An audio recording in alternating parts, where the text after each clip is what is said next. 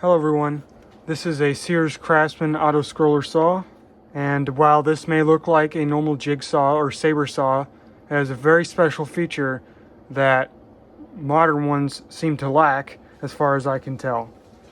And that feature is being able to turn the blade. That's right, you can turn the blade without turning the whole saw. I find this feature to be very nice because it makes it much easier to cut tight curves without trying to maneuver the entire saw. All I'm doing is just maneuvering the blade. If you watched my recent video on me visiting a Habitat for Humanity restore, you'll see that I picked this up for $15, which I think is totally worth it. And it was in very good shape even then, just a little dirty. It did have the Sears Best sticker on it, and I seem to have misplaced that. Hopefully it'll show up again soon, but of course that doesn't really affect the functionality of the saw.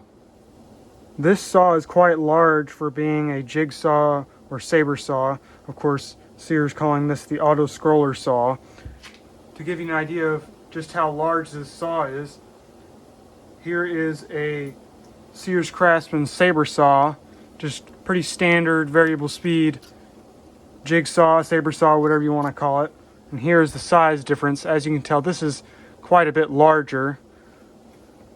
One of the questions I've seen about these older jigsaws and auto scroller saws is what type of blade do they use?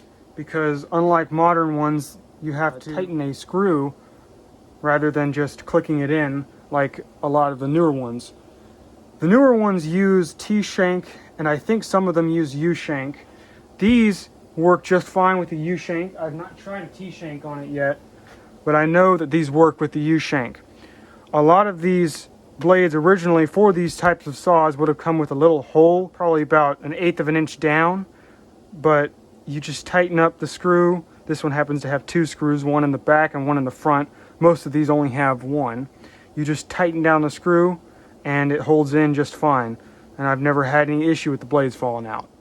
Alright, without any further ado, I'll get to demonstrating this saw. I'll throw a blade in it and I'll start cutting some wood. 1/4 inch millimeter particle board.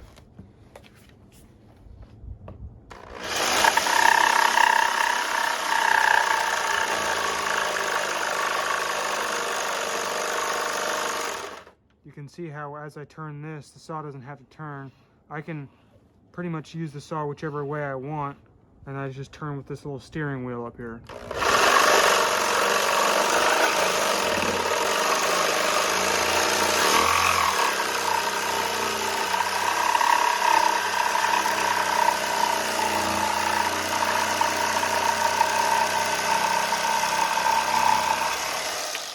Alright, here's a scrap piece of cedar. And I'll demonstrate how it acts whenever you have that switch down. As you can see, I can't turn it, so basically use it just like a normal jigsaw or saber saw.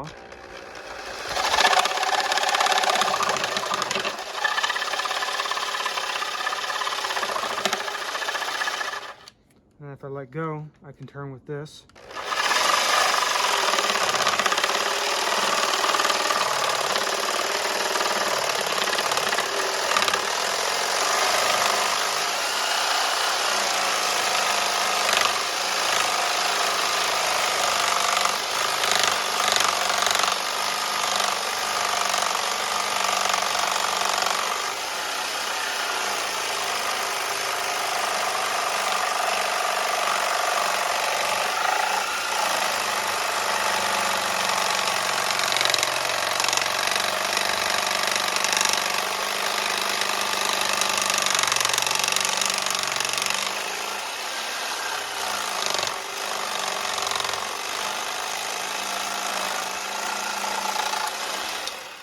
So with a normal jigsaw or saber saw, this would have been kind of a difficult cut to maneuver because you would have to turn the entire saw in order to cut this.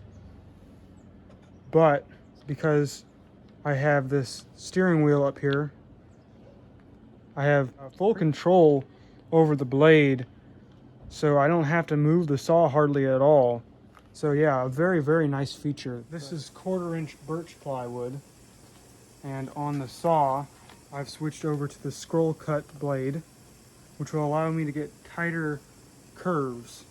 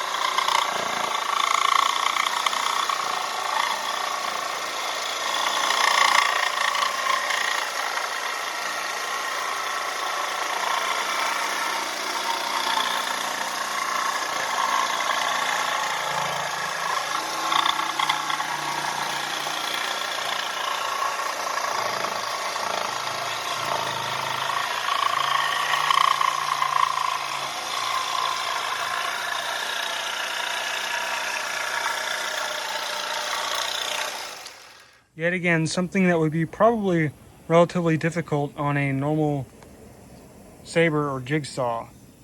But as you can see, that really wasn't too hard because I'm not moving the whole saw around.